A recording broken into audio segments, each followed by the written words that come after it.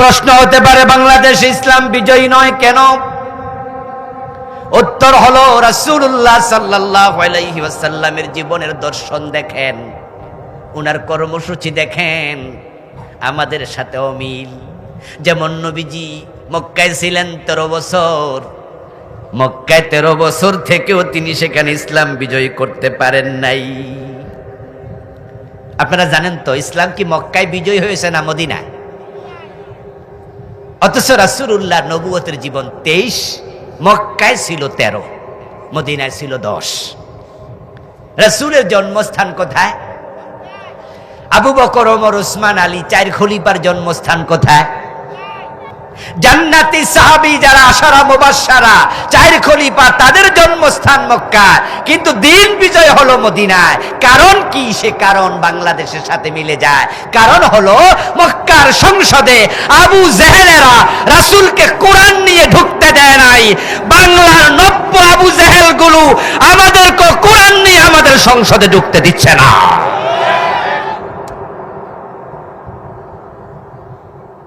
বরং আমরা যখনই কোরআন নিয়ে সংসদে ঢুকতে হবে, কোরআন ওয়ালাদেরকে ঢুকাতে হবে, কোরআনকে সংবিধান বানাতে হবে, এই কথাগুলো বলি, তখন তারা সবাই মিলে আমাদেরকে মৌলবাদী বলে গালি দেয়। যারা গত 15-16 বছর ক্ষমতায় ছিল তারা তো শুধু মৌলবাদী আর জঙ্গিবাদী বলে নাই, তারা ইসলাম ওয়ালাদের বিরুদ্ধে মামলা দিয়েছে, তারা আমাদেরকে জেলে ভরেছে, তারা ফাঁসির মঞ্চে নিয়েছে। আল্লামা সাইদি রাহিমাহুল্লাহর মতো বিশ্ববিখ্যাত আলেমকে 13টা বছর বিনা দোষে জেলখানা রেখেছে, শেষ পর্যন্ত বিষ প্রয়োগে হত্যা করেছে। তারা চলে গেল 5ই আগস্ট বিপ্লবের মাধ্যমে। আপনারা লক্ষ্য করে ইতিমধ্যে দেখেছেন, যারা সচেতন মুসলমান, আগামী দিনে যারা বাংলাদেশে ক্ষমতায় আসতে চায়, ওদের পালিয়ে যাওয়ার পরে নতুন করে যারা ক্ষমতা পেতে চায়, তাদের বক্তৃতার মাঝেও ইসলামের বিদ্বেষ সুস্পষ্টভাবে প্রতিভাত হচ্ছে। যারা সামনের দিনে ক্ষমতায় আসতে চায়, দেখবেন তারাও বলতেছে যে আমরা মৌলবাদীদের হাতে দেশ তুলে দেওয়ার জন্য আগস্ট বিপ্লব করি নাই। দেখেন, আগের তারাও আমাদেরকে মৌলবাদী বলে গালি দিত, নতুন যারা ক্ষমতার স্বপ্ন দেখে তারাও মৌলবাদী বলে আমাদের আবার গালি দিচ্ছে। এর মাঝে কি প্রমাণ হয়? আল্লাহর কোরআনের বিরুদ্ধে সবগুলো ঐক্যবদ্ধ হয়ে যায়। চ্যানেলটি সাবস্ক্রাইব করে আমাদের সঙ্গে থাকুন।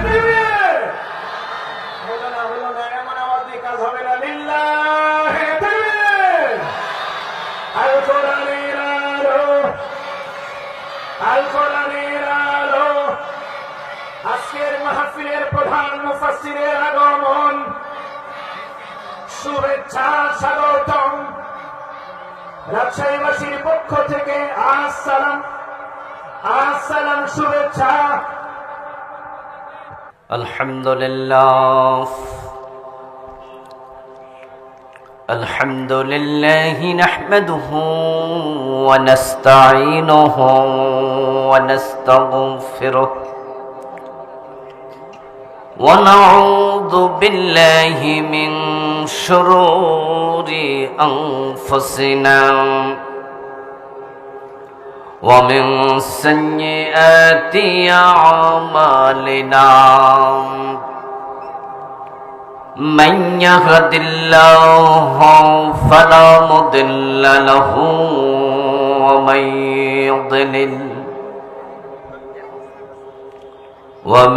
يضلل فلن تجد له وليا مرشدا.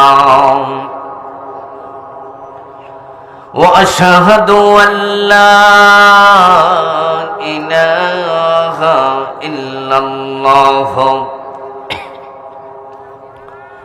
وأن محمدا عبده ورسوله. أما بعد فقد قال الله تعالى في كلامه المجيد: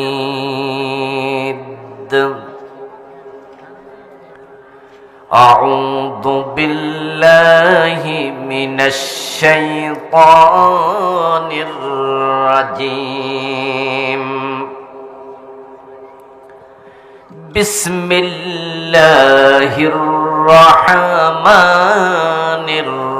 الرحيم هو الذي أرسل رسوله بالهدى ودين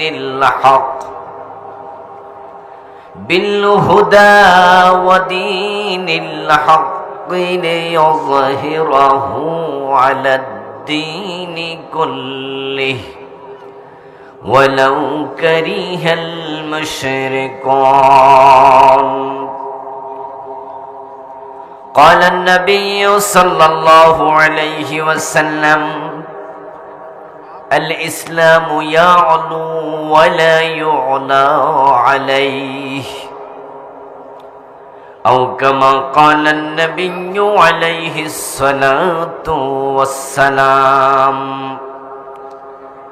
সকলে দুরূদ শরীফ পড়ুন। আল্লাহুম্মা সাল্লি আলা মুহাম্মাদিন ওয়া আলা আলি মুহাম্মাদ কামা সাল্লাইতা আলা ইব্রাহিম ওয়া আলা আলি ইব্রাহিম ইন্নাকা হামিদুম মাজিদ।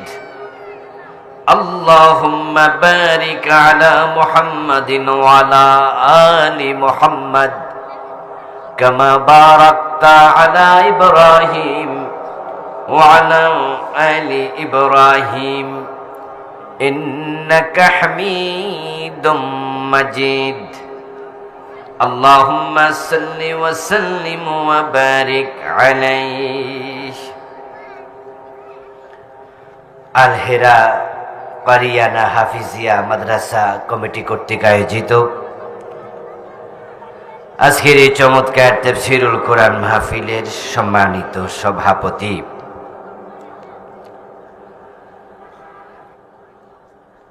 মহতারাম জনাব মাইনুল ইসলাম সাহেব, সম্মানিত প্রধান অতিথি আলাক্সা ডেভেলপার্স প্রাইভেট লিমিটেডের সম্মানিত চেয়ারম্যান মহতারাম সালেহুর রহমান সাহেব, আমার আগে অত্যন্ত চমৎকারভাবে আলোচনা উপস্থাপন করেছেন নন্দিত আলেমে দ্বীন মুফাসসিরে কোরআন রাজশাহী বিশ্ববিদ্যালয় স্কুল অ্যান্ড কলেজের সম্মানিত সহকারী অধ্যাপক ডক্টর কারি মাওলানা মোহাম্মদ কাউসার হোসাইন সাহেব, মাওলানা আইয়ুব আলী শেখ সাহেব উপস্থিত থাকার কথা ছিল কিন্তু তিনি অসুস্থ, আসতে পারেননি। আমরা দোয়া করি আল্লাহ ভাইজানকে পরিপূর্ণ সুস্থতা দান করুন। মঞ্চে উপবিষ্ট আছেন প্রিন্সিপাল মাওলানা শহীদুল ইসলাম ভাই সহ অন্যান্য সম্মানিত উলামায়ে কেরাম, ইসলাম প্রিয় তাওহীদি জনতা, পর্দার অন্তরালের সতী সাধবী, সম্মানিতা মা ও বোনেরা, প্রিয় দিনী ভাইয়েরা, আপনারা কেমন আছেন? রাত প্রায় 10:30 বাজতে চলছে। আমরা সংক্ষেপে কিছু কথা বলবো, আল্লাহর কাছে তৌফিক চাই, বলুন আমিন। প্রিয় দিনী ভাইয়েরা, আল্লাহ তাআলার অসংখ্য গণিত শুকরিয়া যিনি আমাদেরকে কোরআনের আহ্বানে, কোরআনের ময়দানে পবিত্র কোরআন সুন্নাহর কথা বলার জন্য, শোনার জন্য উপস্থিত হওয়ার তৌফিক দিলেন, যিনি আমাদেরকে সুস্থ রাখলেন। আমরা শুরুতে তাকে কৃতজ্ঞতা জানাই, শুকরিয়া জানাই, কালিমাতু শুকর ফরি আলহামদুলিল্লাহ। প্রিয় দিনী ভাইরা, আমি আপনাদের সম্মুখে পবিত্র কোরআন মাজিদ থেকে সূরাতুস সফের 9 নম্বর আয়াতে কারিমা তিলাওয়াত করেছি। নবীজি সাল্লাল্লাহু আলাইহি ওয়াসাল্লামের পবিত্র মুখ অনুসৃত একখানা ছোট্ট হাদিসে নববী পাঠ করেছি। আল্লাহ তাআলা তৌফিক দিলে এখান থেকে কিছু কথা বলবো। ওয়া মা তৌফিকি ইল্লা বিল্লাহ। সূরাতুস সফের 9 নম্বর আয়াতে কারিমাতে আল্লাহ তাআলা একটি মেসেজ দিয়েছেন মাত্র। মেসেজটি হলো তিনি তার রাসূলকে পৃথিবীতে কেন পাঠিয়েছেন। রাসূলুল্লাহ সাল্লাল্লাহু আলাইহি ওয়াসাল্লামে পৃথিবীতে কেন এসেছেন এটা আমাদের জানার প্রয়োজন আছে কি? হ্যাঁ অথবা না, একটু জবাব দেন তো, দরকার আছে? জানতে হবে। এজন্যই জানতে হবে কারণ রাসূলকে মেনে চলা, অনুসরণ করা উম্মতের জন্য নফল না ফরজ? ফরজে কিফায়া না ফরজে আইন? উত্তর সঠিক। আমরা আজকে একদিন মাহফিল করে আপনাদেরকে ইসলাম শিখাবো, এইটা অসম্ভব। ইসলাম তো বিশাল এক সমুদ্র। নবীজি সাল্লাল্লাহু আলাইহি ওয়াসাল্লাম ইসলাম শিখাতে সময় লেগেছে 23 বছর। একদিনে তিনিও মানুষকে ইসলাম শিখান নাই, এটা সম্ভব না। আর আমি ওয়াজ করব 1 ঘন্টা সর্বোচ্চ, এর চেয়ে বেশি হয়তো নয়। ইসলাম শিখানো সোজা নয়, কিন্তু ইসলামের ব্যাপারে কিছু কনসেপ্ট দেয়া, কিছু বুঝ দেয়া। আপনাদের এই রাজশাহীতে ট্রেন রাস্তা আছে না? আমার সাথে কমিউনিকেট করুন, কথা বলুন। ট্রেনের রাস্তা আছে? ট্রেন গাড়ির দুপাশে দুটা লোহার ফাঁক থাকে। ট্রেনটাকে কর্তৃপক্ষ ওই লোহার লাইনের উপর তুলে দেয়। যারা লাইনের উপর তুলে দিছে ওরাই কি ট্রেন চালায় নাকি আলাদা ড্রাইভার আছে? যারা তুলে দিল তারা চালায় না, আলাদা চালক আছে, উনি চালাবে। মাহফিলে ইসলামী বক্তারা এসে আপনাদেরকে ইসলামের কিছু বুঝ দেবে।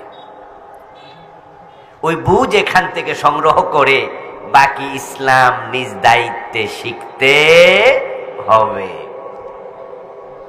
মাহফিল ইসলাম শিখার জায়গা না। বলবেন যে তাহলে কয় কি হুজুর আইসি কি লাইগা? আপনি বুঝ নিতে আসছেন, আমি শিখাবো না আপনাকে। কেমনে শিখাবো? এটা তো বিশাল ব্যাপার। বলুন তো, মাহফিল শোনা, দেখি কনসেপ্টটা দেন তো। আজকের এই ওয়াজে যারা আসে না এলাকা তাদের কি কবিরা গুনাহ হয়েছে? আপনারাও যদি না আসতেন কোনো গুনাহ হতো? তো মাহফিল শোনাটা ফরজ না নফল? দেখি বলেন, বলেন, কথা বলেন। ফরজ যদি হতো তাহলে না আসলে কবিরা গুনাহ হতো? এই মাত্র বললেন যে কবিরা গুনাহ হইতো না। আপনাদের এলাকায় বাড়ি, মাহফিলে আসে না এমন লোক নাই? আমরা বলছি ওরা কবিরা গুনাহ করছে, ধরে আনমু, কোন ফতুয়া দেব তাদের বিরুদ্ধে? এটা নফল কাজ। যেমন আপনারা এখন চাইলে উঠে চলে যেতে পারবেন। একজন যদি মাঝখানে চলে যায় ওর গুনাহ হবে? এটারে বলে নফল। এই রাজশাহীর ভাইয়েরা, ইসলামের কনসেপ্ট নেন। অতটুকু কনসেপ্ট না থাকলে ইসলাম আর নিবেন কিভাবে? এই মাহফিলে শোনা, আসা, বসা নফল, কিন্তু সূরা ফাতিহা বিশুদ্ধ তেলাওয়াত করা নফল না ফরজ? আচ্ছা, কোন মাহফিলে সূরা ফাতিহা বিশুদ্ধ শিখাইছে হুজুররা? আমি যে আপনাদের সামনে 1 ঘন্টা ওয়াজ করব, সেই ওয়াজ নফল। না করলে কোনো গুনাহ আমারও হবে না, না শুনলে আপনারও হবে না। কিন্তু সূরা ফাতিহা বিশুদ্ধ পড়া এটা আমার জন্য ফরজ, আপনাদের জন্য ফরজ। কিন্তু কোন মাহফিলি কি সূরা কেরাত শিখা? আচ্ছা, ওযুর ফরজ কয়টা? কথা বলুন। আমরা কি নাম ধরে ধরে ওযুর ফরজ মাহফিলে শিখাই? নামাজের মাঝে আরকান হাকাম কত ফরজ? 13। কোন মাহফিলে 13টা ফরজ নাম ধরে ধরে শিখাইছে? আসলে মাহফিলে ইসলাম শিখানোর জন্য আমরা আসিও না, আপনারাও শিখেন না। ইসলাম শিখবেন নিজ দায়িত্বে। আমার প্রিয় ভাইয়ারা, ওই যে বললাম ট্রেন রাস্তার মাঝে ট্রেন তুলে দেয় কর্তৃপক্ষ, পরে এটা আলাদা চালক আছে, ড্রাইভার আছে, তিনি এটা চালায়া ঢাকা থেকে রাজশাহী যান, রাজশাহী থেকে আবার চিটাং ঢাকা যান। মাহফিলে আসার পরে আমরা ইসলামের কিছু কনসেপ্ট দেব, কিছু বুঝ দেব। এই কাজ করা উচিত, এটা করা উচিত নয়। পরবর্তীতে যেই কাজগুলো করা ফরজ, ওইগুলো কেমনে করা লাগে তা শিক্ষা করাটাও ফরজ। এগুলো আপনারা নিজ দায়িত্বে শিখবেন। এখন আজকে আমি একটা জিনিস শুধু শিখাবো, বুঝাবো, সেটা হলো সূরা সফের 9 নম্বর আয়াতের কনসেপ্ট। এই আয়াতে কারিমাতে আল্লাহ তাআলা নবীজি সাল্লাল্লাহু আলাইহি ওয়াসাল্লামকে পৃথিবীতে কেন পাঠালেন তিনি এটা বলেছেন। নবীজি পৃথিবীতে কেন এসেছেন উম্মত এটা জানতেই হবে, কারণ নবীকে মেনে চলা ফরজ, আর যাকে মানা ফরজ তার ব্যাপারে জানাটাও ফরজ। নবীজিকে যেহেতু মেনে চলা ফরজ, তাই নবীজির জীবনের লক্ষ্য, উনার কর্ম জানাটাও ফরজ। এলেম আগে না আমল আগে? যারা জানেন তারা জবাব দেন। এলেম আগে না আমল আগে? নিশ্চয়ই এলেম আগে। আগে জানো তারপরে মানো। যে ড্রাইভিং করতে চায় সে যদি ড্রাইভিং না শিখে ড্রাইভিং শুরু করে, তাহলে গাড়িটা তাকে নিয়ে খালে যাওয়ার সম্ভাবনা আছে, অ্যাক্সিডেন্ট করবে। যে ডাক্তারি করতে চায় সে যদি ডাক্তারি না শিখে ডাক্তারি শুরু করে দেয়, তার হাতে রোগী মরার সম্ভাবনা আছে। এজন্য আগে এলেম তারপরে আমল, আগে জানো তারপরে মানো। নবীজি সাল্লাল্লাহু আলাইহি ওয়াসাল্লাম কেন এসেছেন পৃথিবীতে তা আমরা অনেকেই জানি না, অথচ কোরআন মাজিদের 3টি আয়াতে, 3টি সূরাতে আল্লাহ নবীজিকে কেন পাঠাইছেন তিনি বলেছেন বারবার। সূরাতুস সাফ আয়াত নাম্বার 9, সূরাতুল ফাতহ আয়াত নাম্বার 28, সূরাতুত তাওবা আয়াত নাম্বার 33। 3টা সূরার ভিন্ন ভিন্ন 3টি আয়াতে নবীজিকে আল্লাহ কেন পাঠাইছেন আল্লাহ নিজেই বলেছেন। এখন রাসূলের জীবনের লক্ষ্য কি, কেন এসেছিলেন, এটা আমরা উম্মত হিসাবে না জানলে চলবে কেমনে?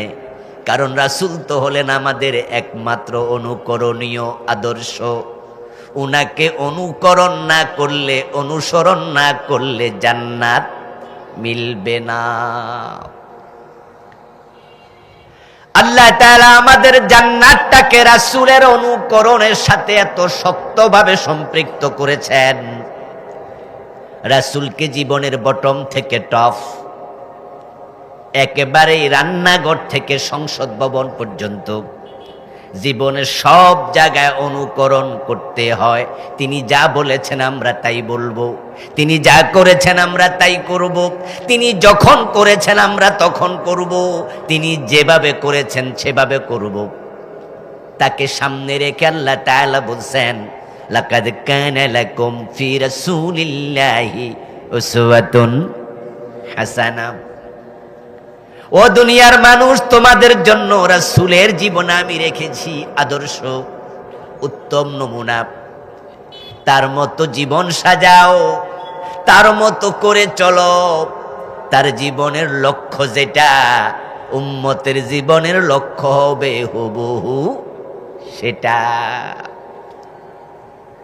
উনার জীবনের লক্ষ্যটা কি এটা না জানার কারণে আমাদের লক্ষ্যের কোনো সংখ্যা নাই নির্ধারিত, এক একজনের লক্ষ্য একটা।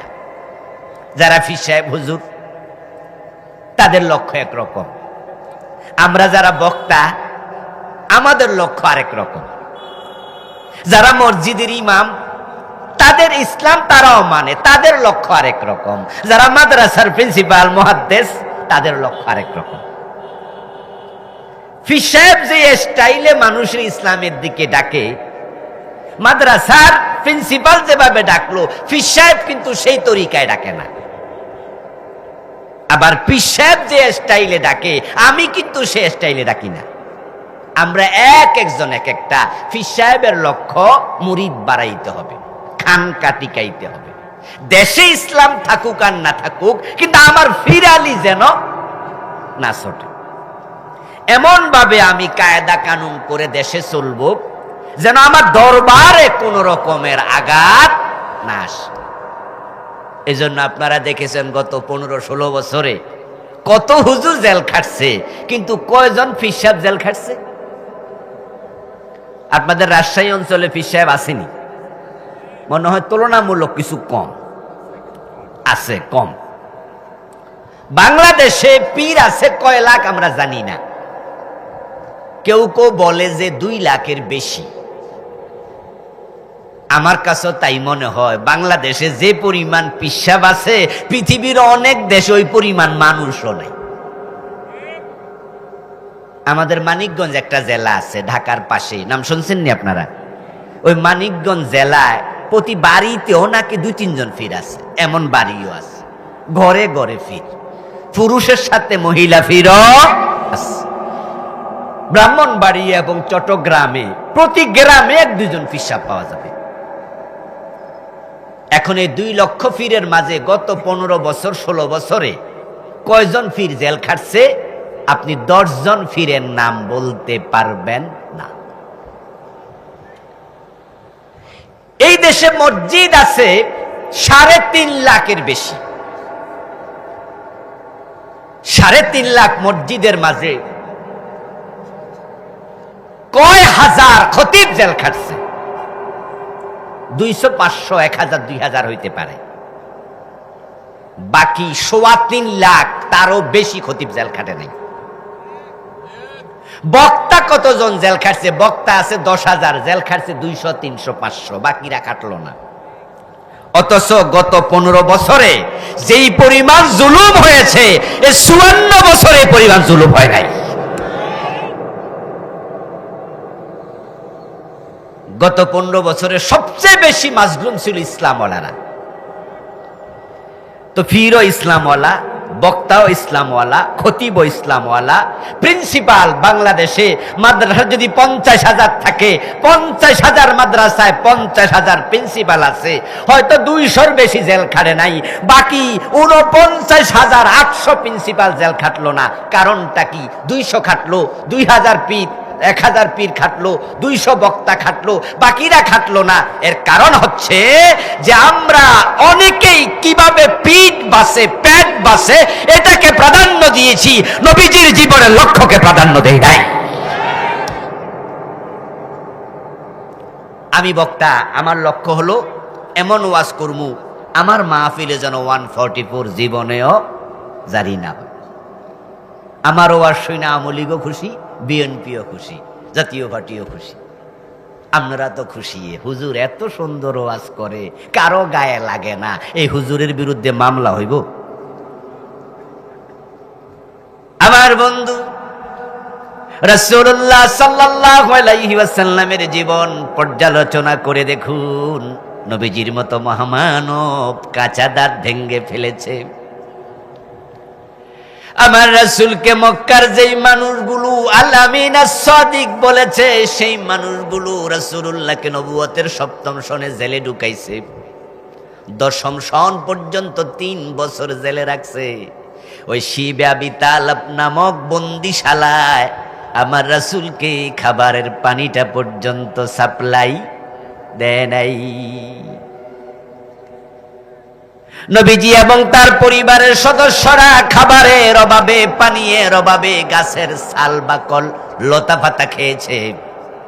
আমার রাসূল 3 বছরের জেলখানার কয়েদি ছিলেন। তায়েফে রাসূল কেমন ভাবে পাথর মেরেছে।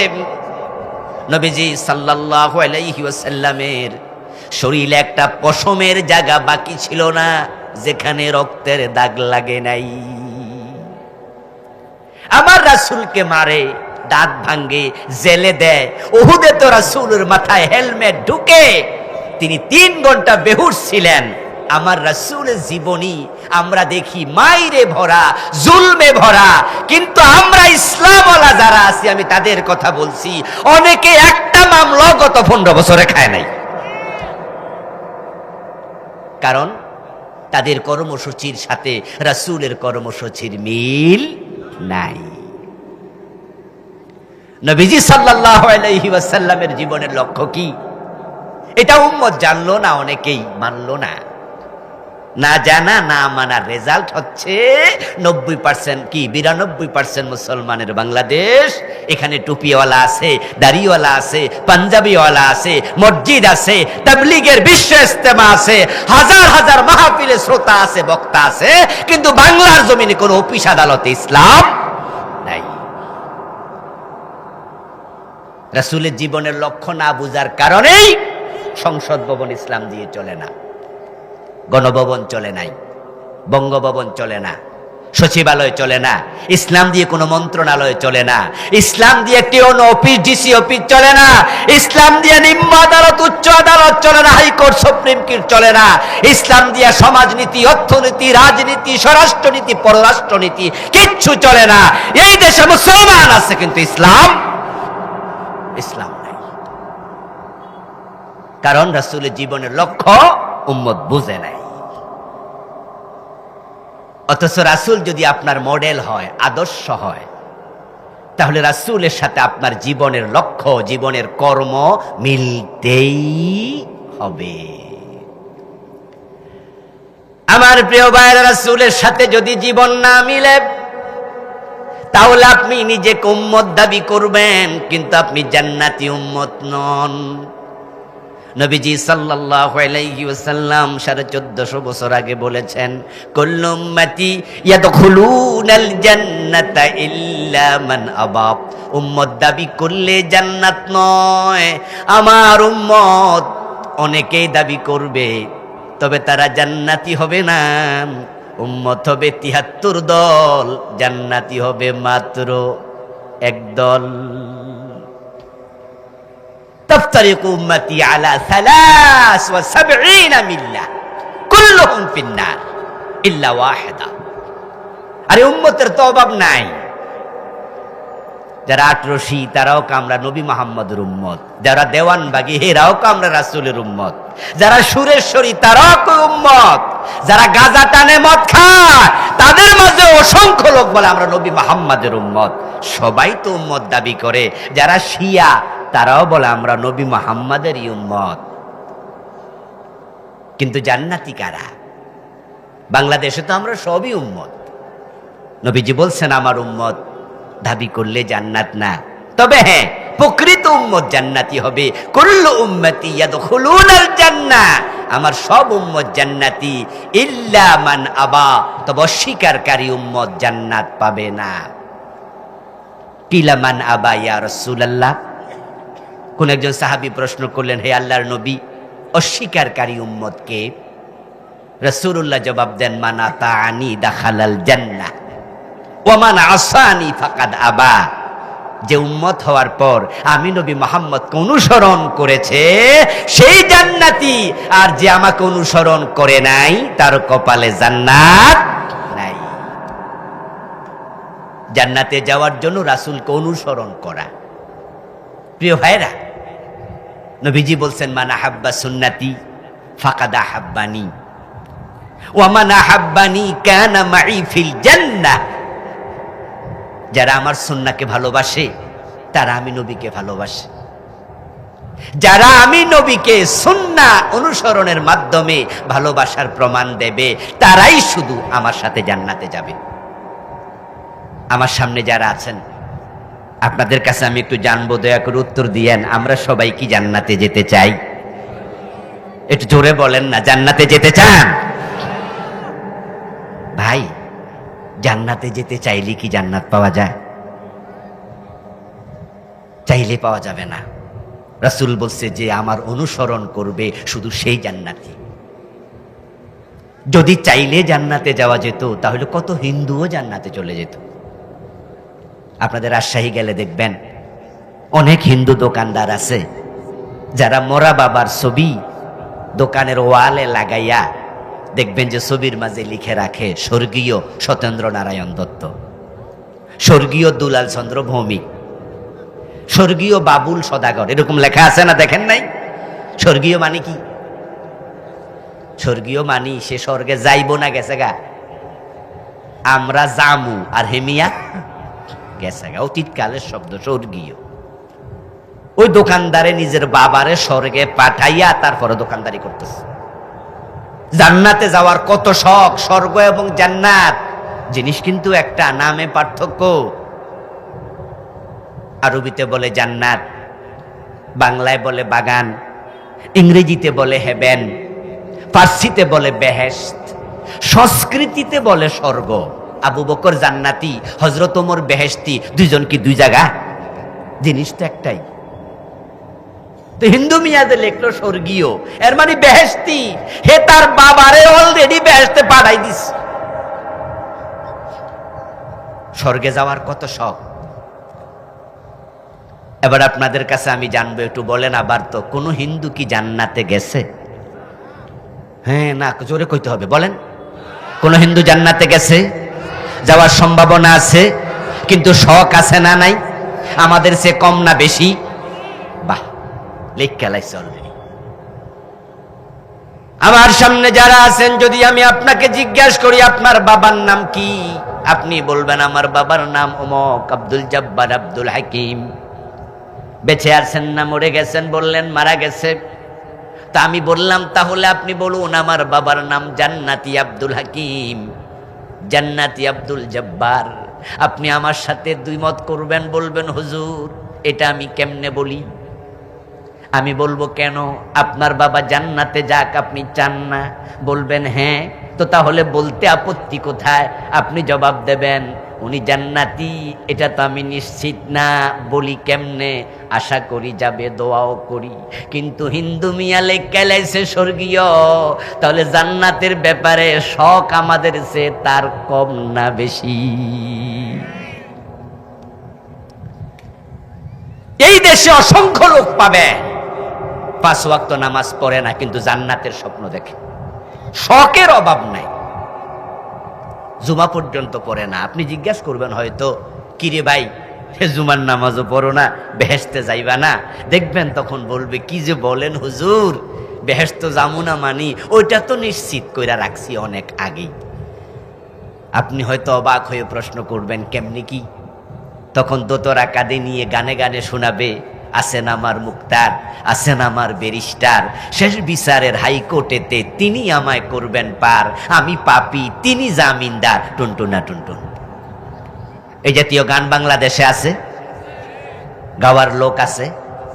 দেখেন দর্শন কি, চিন্তা কি, তার মুক্তার আছে, তার ব্যারিস্টার আছে। হাসরের ময়দানে আল্লাহ যেদিন বিচারক হবেন, তার উকিল মুক্তার ব্যারিস্টার যাইয়া তারে ফার কইরা দেবে, ছুটাইয়া দেবে, তার জন্য টেনশন নাই। হে জান্নাতে যাবে, নামাজ লাগে না। এই জন্য আল্লাহকে সেজদা দেয়া বন্ধ করে ভণ্ড পীরের পায়ে সেজদা দেয় এমন লোক আছে না নাই? উদ্দেশ্য পীর সাহেব খুশি হইলে জান্নাত পেয়ে যাবে। আমার প্রিয় ভাই, আল্লাহর জান্নাত পাওয়ার জন্য শর্ত হলো রাসূলকে অনুসরণ করো। কুল ইন কুনতুম তুহিব্বুনাল্লাহ ফাত্তাবিউনি ইউহিব্বুকুমুল্লাহ। হে নবী আপনি বলুন, তোমরা যদি আল্লাহকে ভালোবাসতে চাও, আল্লাহর ভালোবাসা পেতে চাও, তাহলে ফাত্তাবিউনি, আমি নবীকে অনুসরণ করো, রাসূলকে মানো। এখন রাসূলকে মানবেন কি? রাসূল দুনিয়ায় কেন আসছে এইটাই তো শিখলেন না অনেকে। আমি যে 3টা সূরার কথা বললাম, সূরা সফ, সূরা ফাত, সূরা তাওবা 9, 28, 33, এই 3টা আয়াতের কথা বললাম, যে 3 আয়াতে আল্লাহ নবীকে কেন পাঠাইছে আল্লাহ বলেছে। আপনি নিজেকে প্রশ্ন করুন তো, এই 3 আয়াতের মেসেজ আপনি জানেন কি? উত্তর যদি হয় যে আমি তো আসলে জানি না এই 3 আয়াতে কি আছে, তাহলে তো আপনার সাথে নবীজির জীবনের লক্ষ্যেরই মিল নাই। রাসূল যাচ্ছে একদিকে আর আপনি যাচ্ছেন আরেক দিকে, লক্ষ্যই তো ভিন্ন। নবীজি হচ্ছেন আমাদের জন্য ট্রেন গাড়ির ইঞ্জিনের মতো। ট্রেনের ইঞ্জিন থাকে সামনে, বগি থাকে কয় না, কথা কয়, বগি থাকে কই? পিছনে। আচ্ছা আপনারা বলুন তো, যদি ইঞ্জিনের সাথে বগিকে অ্যাটাচ করে না দেয়, তাহলে কি ইঞ্জিনের সাথে বগি চলে? প্রিয় ভাইয়েরা, যদি ইঞ্জিনের সাথে বগিকে অ্যাটাচ করে দেয়া যায়, তাহলে ইঞ্জিন বগিকে টেনে টেনে নিয়ে যাবে। ইঞ্জিন যাবে যেখানে, বগি পৌঁছবে সেখানে। এখন রাসূলুল্লাহ যাচ্ছেন একদিকে, উনার লক্ষ্য হলো এটা, আপনি আর আমি সেটাকে লক্ষ্য বানাই নাই, আমরা যাচ্ছি আর একদিকে। তাহলে রাসূলের সাথে জান্নাত পাওয়ার সম্ভাবনা নাই। নবীজির সাথে জান্নাত পেতে হলে রাসূলের জীবনের লক্ষ্যের সাথে আমাদের জীবনের লক্ষ্য মিলাতেই হবে। আমি কিন্তু ভূমিকাতে আছি এখন। রাসূল কেন এসেছেন আমি গুরুত্বটা বুঝাচ্ছি, যে লক্ষ্য মিলাতে হবে। লক্ষ্য কি এখনো বলি নাই। রাসূল হলেন ইমাম, আমরা তার মুক্তাদি। আচ্ছা, ইমাম যাহা করে মুক্তাদি সেটা করা কি নফল না ফরজ? ফরজ। ইমাম যদি সামিয়াল্লাহু লিমান হামিদা বলে দাঁড়ায়া যায়, তাহলে আপনি রুকুতে থাকার কোনো অধিকার আপনার আর নাই। মাসালা বুঝেন?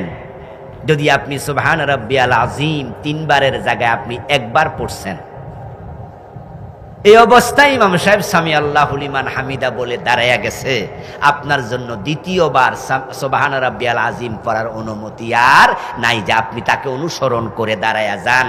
কারণ রুকুর তাসবিহ পড়া সুন্নাত আর ইমামের অনুসরণ করা ফরজ। আপনি আত্তাহিয়াতু পড়তে বসছেন, কিছু ইমাম আছে আত্তাহিয়াতু পড়ার গতি এত বেশি, হেরার লগে কুলান যায় না। তা আপনি আত্তাহিয়াতু পড়া শেষ করে দুরূদ শরীফ পড়বেন, তারপরে আবার দোয়ায়ে মাসুরা পড়বেন, কিন্তু ইমাম সাহেবের সাথে কুলাইতে পারতেছেন না। উনি এত টানে পড়ছে, আপনি দুরূদ শরীফ মাত্র শুরু করছেন, উনি সালাম ফিরাইয়া দিছে। এখন সালাম যখন ইমাম ফিরাইছে, মাসালা হলো তোমার দুরূদ পড়ার কোনো প্রয়োজন আর নাই, কারণ দুরূদ পড়া সুন্নাহ, দোয়ায়ে মাসুরা মুস্তাহাব, আর ইমামের অনুসরণ করা ফরজ। গুরুত্ব কি মুস্তাহাব আর সুন্নতের বেশি না ফরজের বেশি? ইমাম যাহা করে মুক্তাদি তাহা করিবে। এখন আমাদের ইমাম, আমাদের নেতাকে মুহাম্মাদুর রাসূলুল্লাহ সাল্লাল্লাহু আলাইহি ওয়াসাল্লাম, তার জীবনের লক্ষ্য কি সেটাই বুঝলেন না, তো জান্নাত খুঁজেন কেমনে? আরে এই দেশে নাকি 92% মুসলমান। আমি কই এগুলো ফাও কথা, এগুলো কাজী গরুর মতো, কেতাবে আছে গোয়ালে নাই। বাস্তব মুসলমান যদি এই দেশে 51% থাকতো, তাহলে অনেক আগে আল্লাহর কোরআন দিয়ে বাংলাদেশ চালিত হতো, পরিচালিত হতো। কত আগে সংবিধান হতো কোরআন, যদি 51% মুসলিম থাকতো। এগুলো ভোটার লিস্টিতে আছে। এই যে আমার হাতে এখানে কাগজ আছে, আমি যদি এখানে লিখি কলম নিয়া পোয়াকার পা নরসিকান্নি, উচ্চারণ কি হবে? এতগুলো মানুষ জবাব না দিলে তো মজা লাগে না ভাই, কথা বলে। জবাব কি হবে? কাগজটা ভিজবে। এখানে যদি লিখি সরাইয়া গরু সুগার গুদন্তান্ন, উচ্চারণ কি হবে? কাগজটা পুড়বে, কারণ লিখায় আছে, বাস্তবে নাই। যদি বাস্তব পানি হতো কাগজ ভিজে যেত, যদি বাস্তব আগুন হতো কাগজটা পুড়ে যেত। 92% মুসলমান কাগজ কলমে আছে, বাস্তবে নাই। বাস্তবে 51% মুসলমান থাকতো, অনেক আগে কোরআনের রাজ কায়েম হয়ে যেত।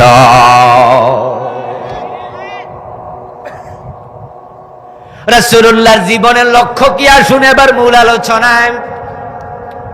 আল্লাহ তাআলা বলছেন, হুয়াল্লাযী আরসালা রাসূলাহু বিল হুদা ওয়া দীনিল হক।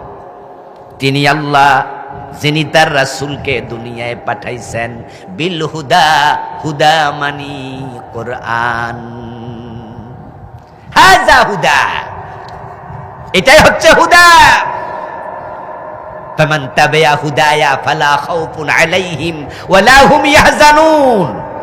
ফামান ইত্তাবা হুদায়া ফালা ইয়াদিল্লু ওয়ালা ইয়াশকা।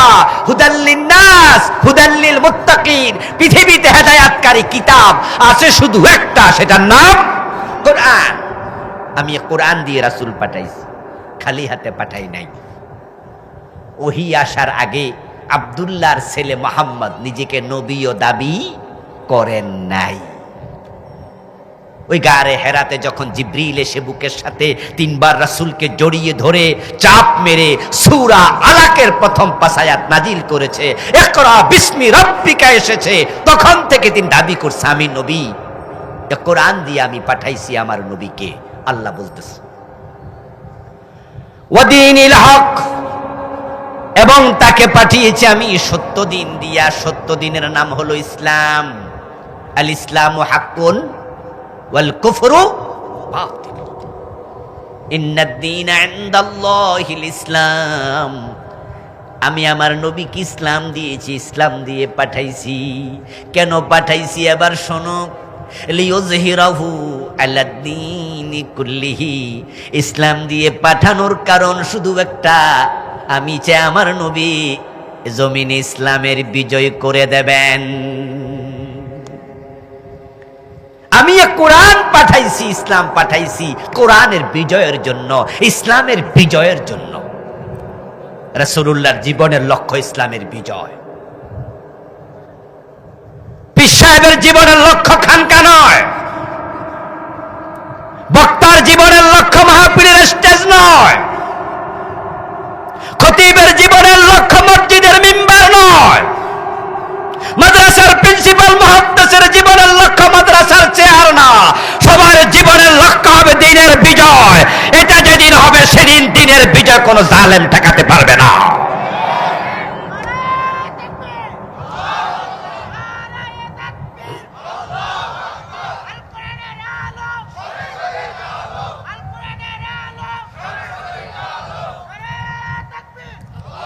প্রিয় ভাইরা, আপনাদের রাজশাহী অঞ্চলে যে পরিমাণ মুসলমান আছে, বলুন তো এখান থেকে যদি অর্ধেক মুসলমানও বাংলাদেশে দিন বিজয়ের জন্য একসাথ হয়ে যায়, এই রাজশাহীতে দিনের বিজয় কেউ ঠেকাতে পারবে?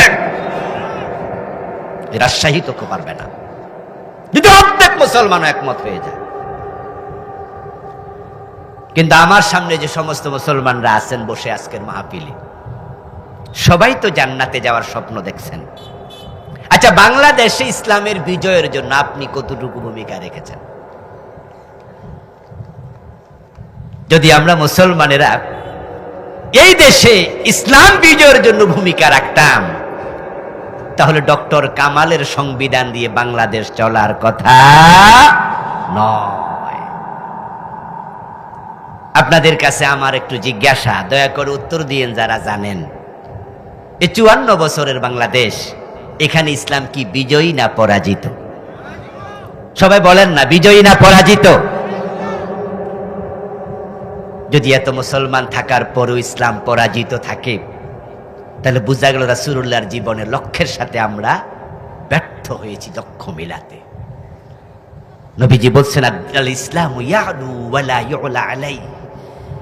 ইসলাম বিজয়ী হতে এসেছে, পরাজিত হতে নয়। প্রশ্ন হতে পারে, বাংলাদেশে ইসলাম বিজয়ী নয় কেন? উত্তর হলো, রাসূলুল্লাহ সাল্লাল্লাহু আলাইহি ওয়াসাল্লামের জীবনের দর্শন দেখেন, উনার কর্মসূচি দেখেন, আমাদের সাথেও মিল। যেমন নবীজি মক্কায় ছিলেন 13 বছর, মক্কায় 13 বছর থেকেও তিনি সেখানে ইসলাম বিজয়ী করতে পারেন নাই। আপনারা জানেন তো, ইসলাম কি মক্কায় বিজয়ী হয়েছে না মদিনায়? অথচ রাসূলুল্লাহ নবুয়তের জীবন 23, মক্কায় ছিল 13, মদিনায় ছিল 10। রাসূলের জন্মস্থান কোথায়? আবু বকর, ওমর, উসমান, আলী 4 খলিফার জন্মস্থান কোথায়? মক্কায় 4 খলিফার জন্মস্থান। আশারা আল মুবাশশারা 10 জনের জন্মস্থান। রাসূলের নিজের জন্মস্থান। রাসূল সময় মক্কায় দিলেন 3 বছর বেশি, 23 বছরের মাঝে 13 বছরই মক্কায়। কোরআনের টোটাল সূরা সংখ্যা 114, তার মাঝে মক্কায় নাজিল হয়েছে 86টা, মদিনায় মাত্র 28টা। মক্কায় সূরাও আসছে বেশি, মক্কায় রাসূলের সময়ও ছিল বেশি, জান্নাতি সাহাবী যারা আশারা মুবাশশারা, চার খলিফা, তাদের জন্মস্থান মক্কা, কিন্তু দিন বিজয় হলো মদিনায়। কারণ কি? সে কারণ বাংলাদেশের সাথে মিলে যায়। কারণ হলো মক্কার সংসদে আবু জেহেলেরা রাসূলকে কোরআন নিয়ে ঢুকতে দেয় নাই। বাংলার নব্য আবু জেহেল গুলো আমাদেরকে কোরআন নিয়ে আমাদের সংসদে ঢুকতে দিচ্ছে না।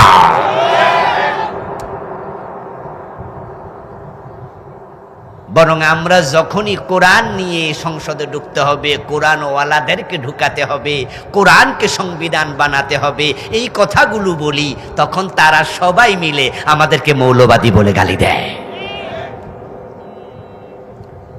যারা গত 15-16 বছর ক্ষমতায় ছিল তারা তো শুধু মৌলবাদী আর জঙ্গিবাদী বলে নাই, তারা ইসলামওয়ালাদের বিরুদ্ধে মামলা দিয়েছে, তারা আমাদেরকে জেলে ভরেছে, তারা ফাঁসির মঞ্চে নিয়েছে। আল্লামা সাইদি রাহমাহুল্লাহর মতো বিশ্ববিখ্যাত আলেমকে 13টা বছর বিনা দোষে জেলখানা রেখেছে, শেষ পর্যন্ত বিষ প্রয়োগে হত্যা করেছে। তারা চলে গেল 5ই আগস্ট বিপ্লবের মাধ্যমে। আপনারা লক্ষ্য করে ইতিমধ্যে দেখেছেন, যারা সচেতন মুসলমান, আগামী দিনে যারা বাংলাদেশে ক্ষমতায় আসতে চায়, ওদের পালিয়ে যাওয়ার পরে নতুন করে যারা ক্ষমতা পেতে চায়, তাদের বক্তৃতার মাঝেও ইসলামের বিদ্বেষ সুস্পষ্টভাবে প্রতিভাত হচ্ছে। যারা সামনের দিনে ক্ষমতায় আসতে চায়, দেখবেন তারাও বলতেছে যে আমরা মৌলবাদীদের হাতে দেশ তুলে দেওয়ার জন্য অগাস্ট বিপ্লব করি নাই। দেখেন, আগের তারাও আমাদেরকে মৌলবাদী বলে গালি দিত, নতুন যারা ক্ষমতার স্বপ্ন দেখে তারাও মৌলবাদী বলে আমাদের আবার গালি দিচ্ছে। এর মাঝে কি প্রমাণ হয়? আল্লাহর কোরআনের বিরুদ্ধে সবগুলো ঐক্যবদ্ধ হয়ে যায়। আচ্ছা, কোরআনের পক্ষে থাকলে কি মৌলবাদী হয়? আর যদি হয় তাহলে এটাই তো ঠিক আছে। তাদের কাছে মৌলবাদী একটা গালির নাম। ডক্টর জাকির নায়েক, উনাকে প্রশ্ন করা হয়েছিল যে আপনাদেরকে যারা পাশ্চাত্য বিশ্বের আছে তারা ফান্ডামেন্টালিস্ট, মৌলবাদী বলে গালি দেয়, মৌলবাদী বলে, এ বিষয়ে আপনার মন্তব্য জানতে চাই। ডক্টর জাকির নায়েক তখন উত্তর দিয়েছিলেন, মৌলবাদ, ফান্ডামেন্টালিস্ট, এই শব্দটা তো আসলে গালি না। মূল মানি, মৌল মানি মূল, বাদী মানি ওয়ালা, মৌলবাদী মানি হচ্ছে মূল ওয়ালা। তো আমরা তো ইসলামের মূলেই থাকতে চাই, আমরা তো মূলওয়ালা হতে চাই, আমরা তো আগাওয়ালা হতে চাই না। তবে আমরা যারা মূলে থাকতে চাই তারা আমাদেরকে পছন্দ করে না। আল্লামা সাইদি রহমতুল্লাহ আলাইহি ঠিক একই কথা বলেছিলেন একটি মাহফিলে চট্টগ্রামে, ফেরেড ময়দানে। তোমরা আমাদেরকে বারবার মৌলবাদী বলে গালি দাও, তোমরা গালি, তোমরা আগাবাদী হয়ে যাও। আজ থেকে আরো অনেক বছরের আগের বক্তব্য, তখন এদেশে মানুষের সংখ্যা ছিল 13 কোটির কম বেশি। আল্লামা সাইদি সেদিন বলেছিলেন, তার এই বলাটাই বাস্তব হয়েছে। তিনি সেদিন বলেছিলেন, আমাদেরকে বারবার মৌলবাদী বলে গালি দাও, তোমরা আগাবাদী হয়ে আগার দিকে ওঠো। 13 কোটি মানুষ যখন মূলে ধরে লড়া দেবে, তখন দাদার বাড়ি দিল্লিতে ফালাতে হবে। কিভাবে এটা সত্য হয়ে গেল? অগাস্ট বিপ্লবের পর ওরা দিল্লিতে পালাইতে হয়েছে, ঠিক না? প্রিয় ভাইরা, কোরআনের পক্ষে আসলে মৌলবাদী বলে গালি খেতে হয়। আপনাদের কাছে আমার প্রশ্ন, তারা আমাদেরকে গালি দেবে, জঙ্গিবাদ, মৌলবাদ, আরো কত কিছু বলবে, তাই বলে কি কোরআন আল্লাহর জমিনে প্রতিষ্ঠিত হোক এই কাজ থেকে থেমে যাওয়া যাবে? দূরে সরা যাবে? আমার রাসূলের জীবনের লক্ষ্য দিনের বিজয়, কিন্তু মক্কার সংসদ আবু জেহেলরা রাসূলুল্লাহকে কোরআন নিয়ে ঢুকতে দেয় নাই।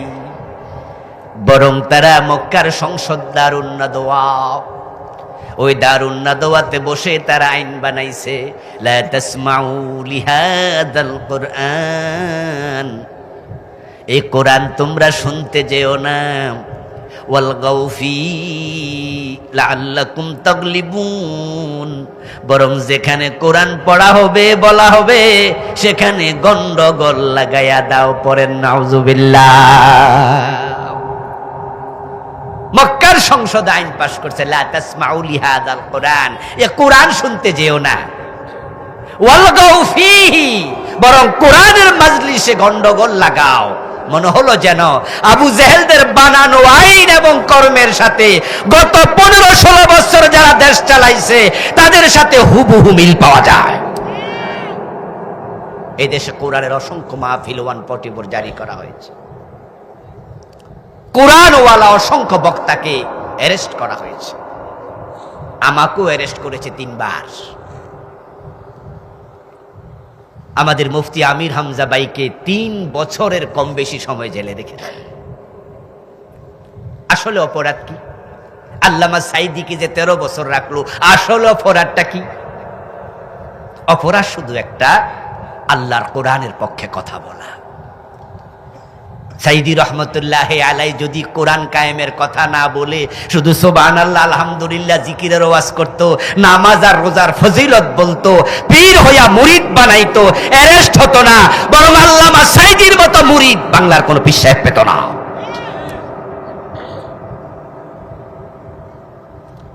আমির হামজা ভাইকে অ্যারেস্ট করা হলো যখন, তার মামলার আরজি যখন আমরা পেলাম, উনার বিরুদ্ধে তারা যে সাবমিশন করলো, কারণগুলো দিল লিখিতভাবে, সেখানে পাওয়া গেল উনার ওয়াজ শুনে নাকি উদ্বুদ্ধ হইয়া কে বা কারা তলোয়ার দিয়া সংসদ ভবন ভাঙতে গেছে।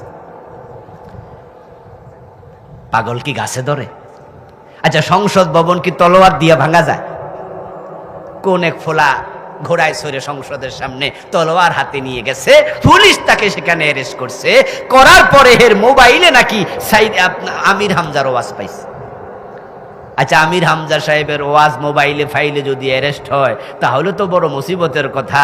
ওই মানুষের মোবাইলের ভিতরে নায়ক নায়িকাদের সিনেমা নাটক আছে না নাই? তাহলে দেশে যত দর্শনের মামলা সবগুলোর আসামি তো সিনেমার নায়ক নায়িকারাও হওয়ার কথা, কারণ তাদের সিনেমা নাটকের মাঝে দর্শন উদ্বুদ্ধ করে এমন চিত্র আছে না নাই? তো ওদের কয়জনকে অ্যারেস্ট করেছো? আসলে সমস্যা হলো কোরআনের পক্ষে কথা বলা। গত 15টা বছরে যারাই হক কথা বলেছে তাদেরকে তারা জুলুম করেছে। আলিয়া বোঝে নাই, কৌমি বোঝে নাই, জামাত বোঝে নাই, হেফাজত বোঝে নাই, ইসলামের পক্ষে যারাই কথা বলেছে তাদের উপর জুলুম। মামুনুল হক সাহেবকে শেষ পর্যন্ত নিজের বউ দিয়া ধর্ষণের মামলা করে আসামি বানাইছে। আবু জাহেলরা বলছে কোরআন পড়া যাবে না, শোনা যাবে না, গন্ডগোল লাগাও। আমার রাসূল 13টা বছর মক্কায় চেষ্টা করলেন, তারা দারুন নাদওয়ায় ঢুকতে দেয় নাই। আর কোরআন যেখানে সংসদে ঢুকবে না ওখানে দিনের বিজয় হবে না, কারণ আল্লাহর কোরআনের যত আইন আছে এই আইনের মাঝে অনেকগুলা আইন সংসদের সাথে জড়িত। কিছু আইন আছে ব্যক্তির সাথে জড়িত, যেমন নামাজ পড়ো, এটা ব্যক্তির কাজ, কিন্তু যখন আজান হবে দোকান বন্ধ করার আইন করো, ওই আইন ব্যক্তির কাজ না রাষ্ট্রের কাজ। কোরআনে আছে রোজা রাখো, এটা ব্যক্তির কাজ, কিন্তু চুরি করলে চোর ধরে হাত কেটে দাও, এটাও আল্লাহর কোরআনে আছে না নাই? বলুন তা আওয়াজ করে, এটা ব্যক্তির কাজ না রাষ্ট্রের কাজ? কোরআনে আছে যাকাত দাও, এটা ব্যক্তির কাজ, ব্যক্তি যাকাত দেবে, কিন্তু কোরআনে আছে জেনা করলে 100 বেত লাগাও। হাদিসে আছে বিবাহিত হলে পাথর মারো, মদ পান করলে 80 বেত লাগাও। এই আইনগুলো ব্যক্তির কাজ না রাষ্ট্রের কাজ? তাহলে দিন বিজয়ের জন্য রাষ্ট্রে আইন বানানোর ঘরে সংসদে কোরআন পাঠানো দরকার আছে না নাই? আমার রাসূল মক্কায় 13টা বছর চেষ্টা করলেন, তিনি দারুন নাদওয়াতে কোরআন নিয়ে ঢুকতে পারলেন না। এবার তিনি হিজরত করে আল্লাহর ইঙ্গিতে রওনা দিলেন মদিনায়। নবীজি সাল্লাল্লাহু আলাইহি ওয়াসাল্লাম মদিনায় রওনা দিয়া মনে মনে ভাবেন, মদিনায় গিয়ে যদি দেখি মদিনার সংসদেও আরে আবু জেহেল বসে আছে লাঠি নিয়া, আমাকে ঢুকতে দেবে না, তাহলে হিজরত করে লাভ কি? আমার রাসূল ভাবছেন হিজরত করতেছি কিন্তু দিন বিজয়ের জন্য তো আইনের ঘরে